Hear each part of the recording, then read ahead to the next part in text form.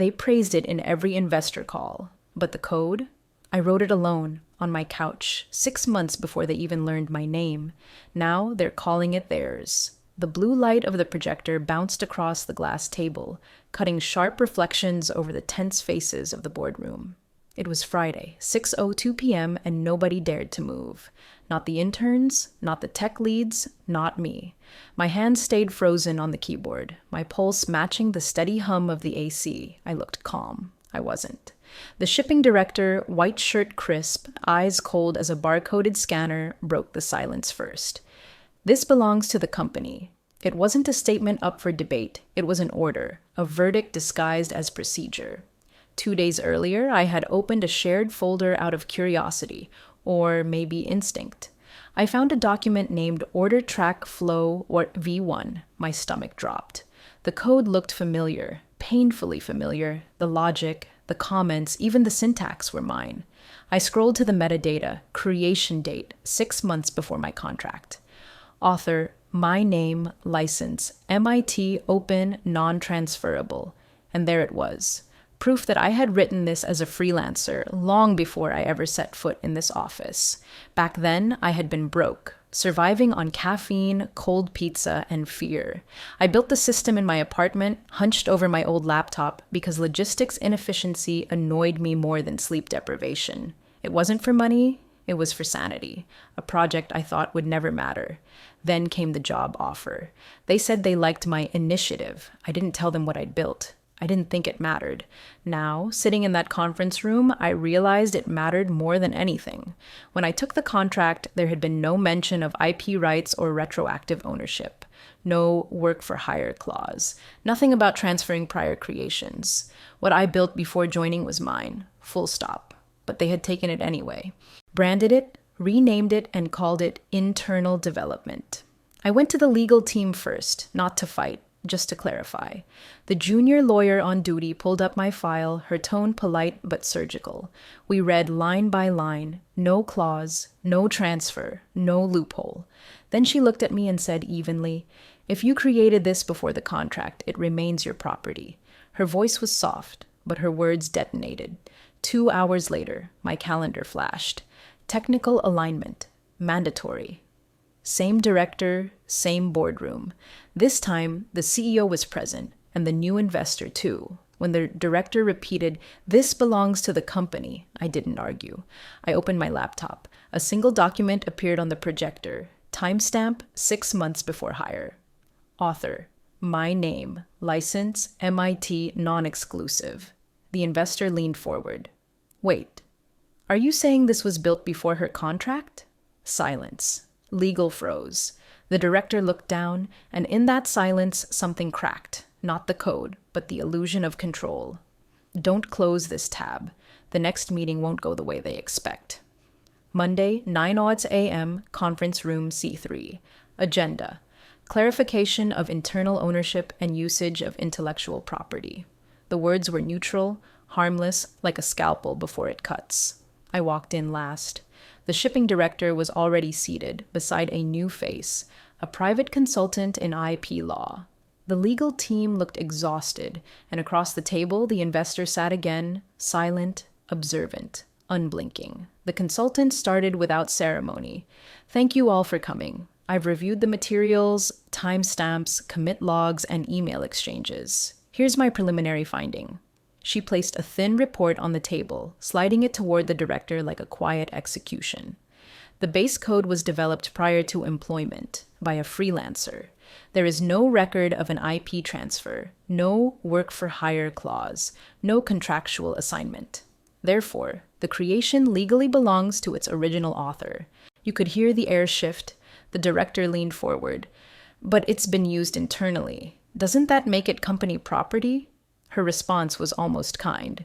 "Usage does not equal ownership, sir." It landed like a hammer. Even the investor's pen stopped moving. Silence stretched for full seconds. Long, heavy, perfect. Then the investor turned, voice level but sharp. "Who authorized its use?" Nobody answered. Because there was no authorization. There was only assumption.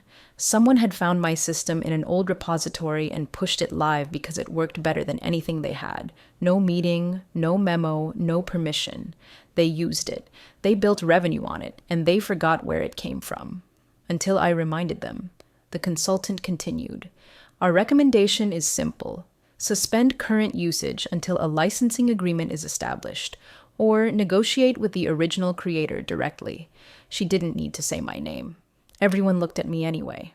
The investor adjusted his tie, leaned in, and said quietly, "Keep your receipts." I walked out without a word.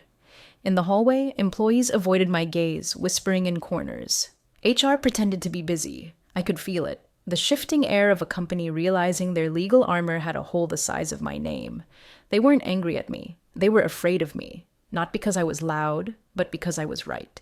You think they'll give up now? They're just getting started, and they're about to cross a line they can't erase. Have you ever created something only to watch someone else take credit for it? Drop your story in the comments. Someone needs to hear it. They didn't fire me. They just erased me. No more tasks linked to the system I built. No meetings, no Slack mentions. I became a ghost in a chair, on payroll, but unplugged.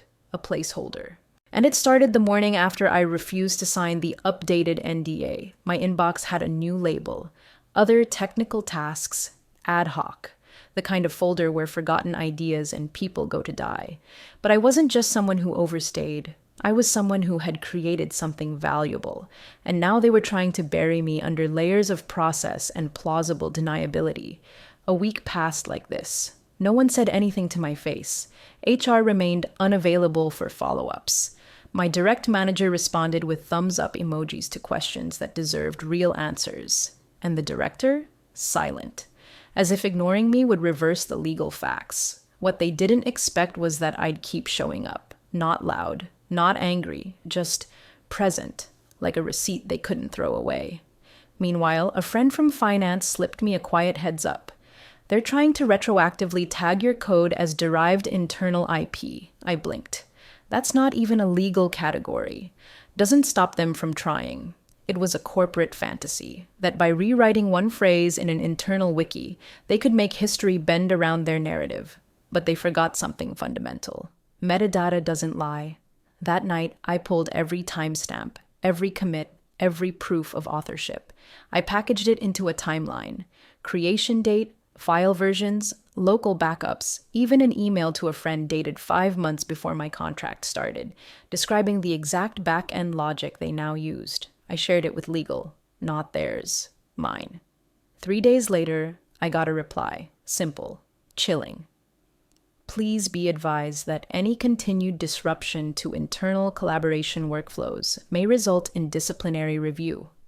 Not a denial, not even a threat disguised as policy. It started with a LinkedIn post, not from me, from someone way above my pay grade, excited to explore ethical innovation and IP boundaries in modern logistics tech. Fascinating case study unfolding as we speak. Senior partner, Redwood Equity. The same investor who'd been watching in every meeting. He didn't name the company, didn't tag anyone, but people inside knew. People outside started asking questions. And suddenly, the silence turned to static. The legal team called an emergency sync. This time, they included the CTO, the director of product, and someone from comms. That's when I knew it was no longer internal. They were trying to contain a story. Because code theft doesn't just violate contracts. It violates trust. And trust is currency, especially with investors. The CTO tried a new approach, friendly, relatable, almost human. Look, no one's trying to steal anything. There's just confusion around contributions. Maybe it's all a misunderstanding? I nodded, because if you let people speak long enough, they show you their real face. Then he dropped the phrase that said everything. Let's not escalate something that could be resolved with a handshake. A handshake? My IP wasn't a misfiled invoice. It was a system, a solution. It was proof of value, and now it was evidence. The phrase creation date came up again, but this time it wasn't me bringing it up. It was someone from the investor's legal counsel, looped in silently, asking for documentation in a very polite but legally loaded email. And here's the kicker. They CC'd me. which meant someone, probably the investor, no longer trusted internal representations. From that point on, the shift was visible. The director stopped attending stand-ups. HR started documenting my every move, and product leads suddenly remembered they had other priorities. I was radioactive, not because I'd broken rules, but because I hadn't. Because I had proof. Because the truth was no longer a whisper inside one meeting. It was becoming a liability on someone's due diligence checklist. They underestimated something crucial. Silence can protect a company, but it can also protect a lie. And when lies rot, they smell. That smell. It had started leaking outside the office. The next chapter isn't just about what they did. It's about who decides what's fair. The subpoena landed quietly. No warning. No headlines. Just a formal email with a subject line colder than any policy memo. Subject. Request for documentation. IP ownership dispute, number 1182. That number would haunt them more than any investor question. It was addressed to the company's legal team, but I was CC'd again, not by mistake. This was real now, not just tension in meetings or awkward hallway glances. This was external, formal, on record. And the request? Crystal clear. All documents regarding internal adoption of the logistics system. Internal communications referencing order track flow and adjacent tools. Onboarding docs mentioning integration of prior freelancer assets. Contracts signed before and after employment start date. Any record of IP transfer. It was surgical, precise. Someone out there knew exactly where to look. The director? Gone silent. HR? Defensive. The CTO? Out of office for personal leave. And I had everything backed up, including the moment I created the original doc, in a cloud folder linked to a freelance portfolio timestamped 214 days before my first company login. The company scrambled. An emergency alignment session was scheduled, again, this time with the CEO himself. And when he walked in, he looked less like a visionary and more like someone who'd just been told his ship had a leak he could no longer plug with jargon. "We want to work this out," he said. "No lawyers, no press. We value your contribution deeply." It was the kind of sentence that ends with a knife, but wrapped in velvet. I let the silence stretch before I answered. "You valued it after it was useful. Now that it's traceable, you want to negotiate?" They offered me a new contract. Retroactive IP transfer, bonus payout, NDA, all neat, all standard. But buried in page 4 was a clause that redefined ownership retroactively, invalidating previous authorship claims. Mine. They were still trying to play chess on a board they no longer controlled. I didn't sign, but I didn't yell either. I did something better. I forwarded the offer to my own legal team, and then I uploaded my full timeline to an encrypted drive. Shared link, read only, with the subject line, as requested, attached documentation for R1182 authored prior to onboarding. And just like that, it wasn't about hurt feelings or a bitter employee anymore. It was about chain of custody. And mine was airtight. Someone inside is about to flip, and they won't do it out of loyalty. They'll do it to save themselves. It was always going to be someone from inside. When pressure builds, systems don't just break, they leak. And in corporate environments, leaks don't come from enemies. They come from colleagues with inboxes full of guilt. Tuesday, 7:41 a.m., a burner email. No subject line, no signature. Just one sentence. Check Slack archives. Project backfill, Feb 2nd. I knew the channel. It had been archived weeks ago after they restructured my team out of existence. I also knew I had no access anymore. But legal did. And now, so would the court. That afternoon, a second subpoena dropped. This time for internal communications relating to decision-making behind system adoption. Someone had tipped the scales. Not me, not my lawyer, but someone inside who had decided, if this goes down, I'm not going with it. That same day, a third-party compliance consultant showed up on site. Not an employee, not friendly. Audit badge on the lanyard, clipboard, eyes like a hawk that's seen too many of these plays before. They started pulling access logs, emails, change history in the product dashboard, and then security footage, the footage, 1 month ago. 6:12 p.m., director of shipping entering a secure meeting room, plugging in a USB drive. Opening my original system file on the screen, alone, no context, just him. and my code. The timestamp matched. The version ID matched. But there was no record of a transfer, no attribution, no permission, no legal trail, just fingerprints. I didn't need to leak anything. They were starting to eat themselves. Rumors swirled in whispers. Slack statuses changed to "ooh" overnight, and someone from product suddenly posted a cryptic message. If you ever wondered what moral hazard looks like in agile sprint form, it was deleted 5 minutes later. But screenshots? They live forever. By Thursday, a senior engineer submitted a resignation, then another, and then one I never expected, someone from legal. The same lawyer who once told me, if you built it as a freelancer, it's yours. Maybe she'd been forced to play along. Maybe she finally decided she wouldn't. But either way, it cracked something open. Because now, what started as a quiet internal theft was becoming a case of deliberate cover-up. And that's the kind of story investors don't forgive. They wanted to erase me. Now they're erasing each other. The CEO finally called me. No assistant, no email, just a direct call. 9:03 a.m. sharp.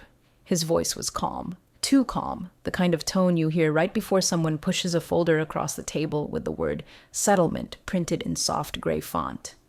Let's not make this uglier than it has to be, he said. I never wanted it ugly, I replied. I just wanted it mine. Silence. Then he shifted.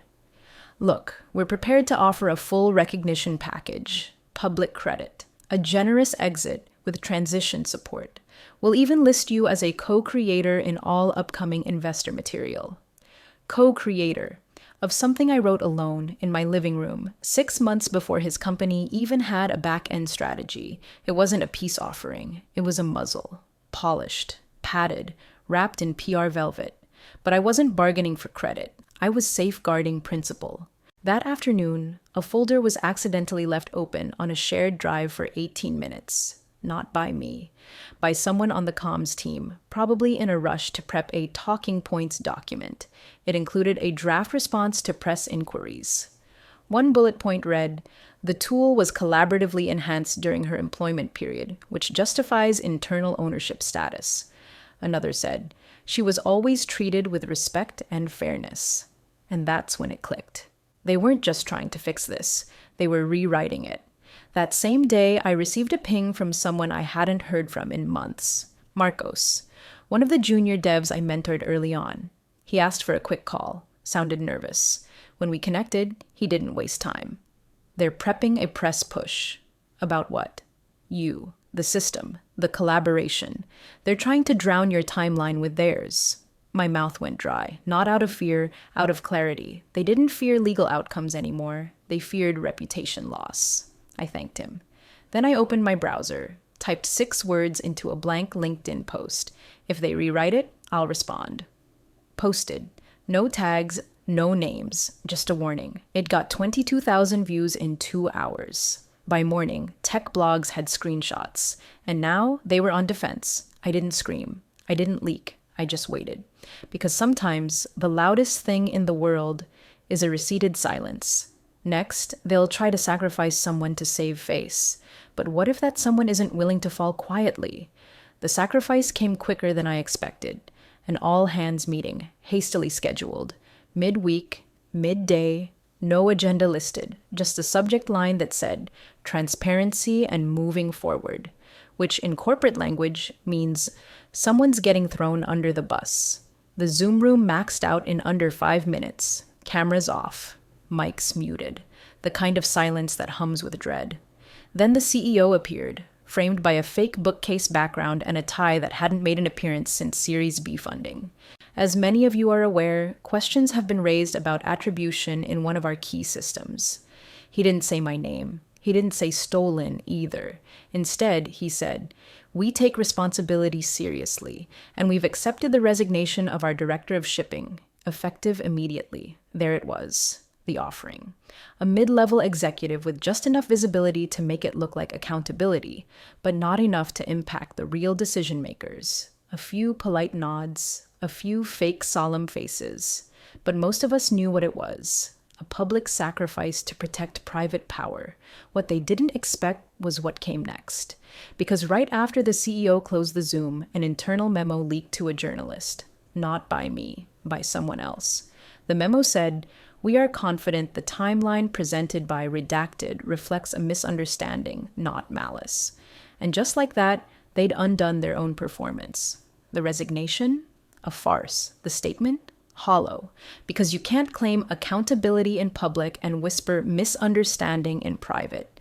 Within an hour, the article was up. Startup sacrifices exec amid IP controversy, but denies wrongdoing internally. That's when the flood began. Old interns, ex-freelancers, former engineers, people started commenting, started sharing, started remembering. And the company that once prided itself on culture was now the subject of a growing thread titled, "Things I Built That They Claimed." That evening, I received another message from Marcos. They want someone else to take the fall now. Legal is drawing up a comms plan to spin it as a shared failure of oversight. You're not in it, yet. And that word, yet, hung in my lungs like smoke. I knew what came next. They would test boundaries again, not with code, not with contracts, but with language. They would twist what happened, blur the lines, redefine ownership as inspiration, theft as integration, silence as respect. But this time, I had something better than defense. I had a voice and a witness trail. They've run out of people to blame. All that's left now is the truth. And what it costs. The last meeting wasn't scheduled, it was summoned. A calendar invite from the new compliance liaison, sent at 6:17 a.m., marked mandatory external counsel presence required. No emoji, no pleasantries, just the location, boardroom B1. I arrived 10 minutes early. They were already there. Legal, compliance, the CEO, and someone I hadn't seen before. Gray suit, clean tablet, no company badge. The company wasn't in control anymore. The insurance investigators were. The man in the gray suit spoke first. "We've completed a preliminary risk assessment regarding internal handling of intellectual property. This isn't about opinions or culture. It's about exposure. Exposure, a single word, sharp enough to bleed half a department." He tapped his tablet, and up came a screen showing a flowchart titled Chain of Custody Order Track Flow System. And there, in clean dotted lines, was my name. Dated. Time-stamped. Unbroken. They didn't argue. They didn't nod. They listened. Because at this point, their liability was more important than their version. "We will be advising the client to formally acknowledge the original authorship, retroactive to the date of creation. We recommend a full audit of all software implementations derived from external, non-contracted sources." The word audit made the CEO's fingers twitch. It wasn't just about me anymore. It was about everything they'd ever buried. After the meeting, I received a follow-up. Not from legal, not from HR, from the CEO himself. Subject: resolution terms. Proposal, he called it. An opportunity to close this chapter with dignity and mutual respect. The document inside was very different from the first draft I'd seen weeks ago. No retroactive IP transfer, no muzzle clauses, no NDA. Instead, full recognition as sole original creator, royalty-bearing license for continued use. Public statement of correction to be reviewed by my counsel before release. It wasn't generous, it was strategic retreat. But it was still a win, not because I'd shouted, not because I'd leaked, but because I'd stayed the course, kept the receipts, refused to be erased. That weekend, they published a statement on their site, 2 paragraphs, clean language, but one sentence stood out. "We acknowledge the original work developed independently by name redacted, prior to any engagement with our company, and we recognize her as the foundational creator of the order track flow system." No spin, no dilution, just truth. Finally.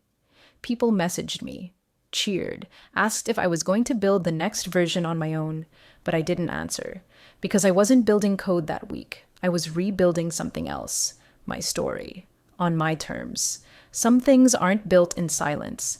They're built in defiance. I walked past the office building one last time, didn't go in, didn't need to. Behind those tinted glass windows were people still pretending they hadn't seen what happened, or hoping the memory would fade once the news cycle moved on. But the truth had already left the building, and it was walking beside me. My inbox was now full, not with assignments, but with invitations, podcasts, panels, requests for interviews, a few VCs asking if I planned to productize what I built, but I ignored most of them. Because this wasn't about turning my pain into clout. It wasn't about revenge. It was about removal, of shame, of silence, of that weight in my chest that whispered, let it go. It's not worth it. It was worth it. Every tense meeting, every unread message, every time I was told to just move on. One afternoon, I got a message from a stranger, another freelancer, another story. She wrote, I thought I was overreacting. Then I read yours. Thank you for not staying quiet. I didn't cry. I smiled. Because that message, that was the real win. They'll move on. Rebrand. Hold workshops on IP sensitivity or ethical scaling. Maybe even quote me, without permission, in their decks. Let them. Because now the story isn't theirs to rewrite. It's out there, immutable, line by line, verified. I opened the doc one last time, the original, with my name, my date, my first line of code typed on a rainy Tuesday when no one knew who I was. I hit Save As, gave it a new name. Legacy V1 not for them. Not even for the industry, for me. Because some victories don't come with applause, they come with silence, the good kind, the kind you earn. The code still works. But more importantly, so do I. Just a signal that they saw me and that I had become inconvenient. But I wasn't scared. I was ready. Because the next step wasn't about internal Slack threads or petty side assignments. It was about narrative. And someone just cracked it open from the outside. An external inquiry is coming, and it's not who they expected.